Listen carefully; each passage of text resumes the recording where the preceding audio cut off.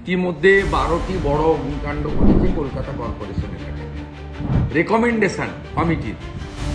সেই কমিটির রেকমেন্ডেশন অনুযায়ী 2000 দমকল কেন্দ্র এখানে হওয়া উচিত উইথ মডার্ন ইকুইপমেন্টস।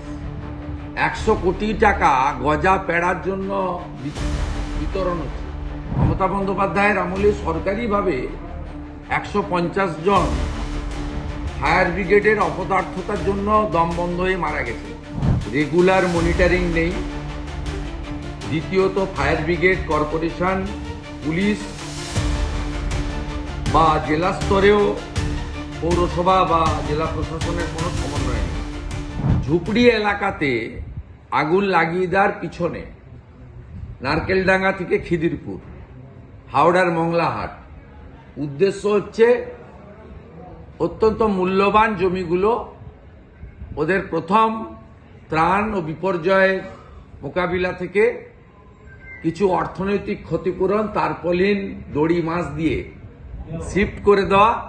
ওই জায়গাটা কিছুদিন ভ্যাকেট থাকবে, তারপরে ওখানে প্রমোটিং হবে। দেখুন, অনেকগুলো কারণ রয়েছে। 2025 সালে এই যে 6 মাস চলছে, ইতিমধ্যে 12টি বড় অগ্নিকাণ্ড ঘটেছে কলকাতা কর্পোরেশন এলাকায়। আমি সেটা এখানে উল্লেখও করেছি ডিটেলসে। প্রথমত, রেগুলার মনিটরিং নেই। দ্বিতীয়ত, ফায়ার ব্রিগেড, কর্পোরেশন, পুলিশ বা জেলা স্তরেও পৌরসভা বা জেলা প্রশাসনের কোনো সমন্বয় নেই। গজা পেড়া বিতরণের যেভাবে মনিটরিং হচ্ছে, এক্ষেত্রে কিন্তু সেই মনিটরিং নেই। এটা জনস্বার্থে বড় জিনিস। মমতা বন্দ্যোপাধ্যায়ের আমলে সরকারিভাবে 150 জন ফায়ার ব্রিগেডের অপদার্থতার জন্য দম বন্ধ হয়ে মারা গেছেন বা আগুনে পুড়ে মারা গেছেন, আগুন থেকে মারার জন্য। এটা সরকারি তথ্য। বেসরকারি তো সংখ্যা আরো বেশি হবে। 14 বছর পরে সব হয়ে গেছে 200%। এই রাজ্যে দমকলের কেন্দ্রের সংখ্যা কত? 130।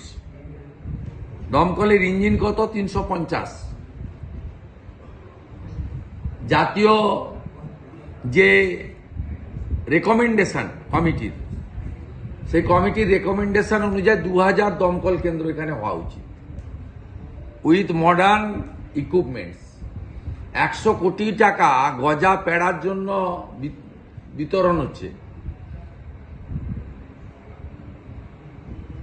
ইমাম মুয়াজ্জেম ভাতা দেওয়া হয় আরো কয়েকশো কোটি টাকা খরচ করে।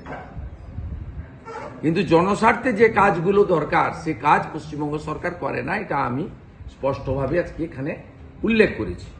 আমার মেনশনের পরে মাননীয় পৌর নগর উন্নয়ন মন্ত্রী তিনি বলার চেষ্টা করেছেন যে আপনি কোথাও এরকম হয়েছে দেখাতে পারবেন না। অসংখ্য এমন হয়েছে, আমরা দেখিয়ে দিতে পারি। এক্ষেত্রে যা ঘটছে তাতে নানা রকমের বিষয় রয়েছে, কিন্তু তার মধ্যে একটা, শাসক ঘনিষ্ঠ প্রমোটারদেরকে ওই মূল্যবান জমি পাইয়ে দেওয়া। বাংলা হাটের আরো খবর দেখতে নজর রাখুন। বাংলা খবর মানেই বাংলা হাট।